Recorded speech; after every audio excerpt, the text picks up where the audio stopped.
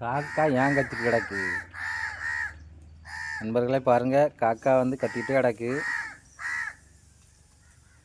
எதுக்கு கத்துது காக்கா?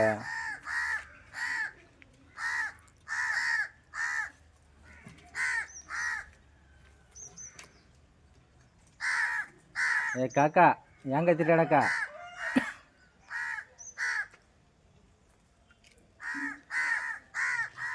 நானே இங்கே பல்லு தேய்க்கலான்னு வந்திருக்கேன், நீ கடந்து கத்திட்டு கிடக்கா. நண்பர்களே பார்த்தாங்க, பல்லு தேய்க்க போகிறேன்.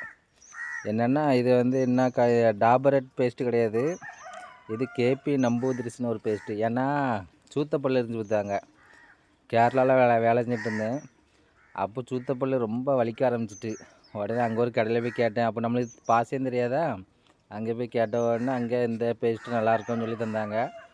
அதுக்கப்புறம் இங்கே உடங்குடிக்கு வந்ததுக்கப்புறமும் அதே பேஸ்ட்டு தான் கேட்டு வாங்க. ஒரு கடை சில கடையில் இருக்காது, சில கடையிலாம் இருக்கும். அங்கே போய் கேட்டு பார்த்து வாங்கிட்டு அதை வச்சு தேய்ச்சின்னு வச்சாங்க, கொஞ்சம் சூத்தப்பல் வலிக்காமல் இருக்கும்.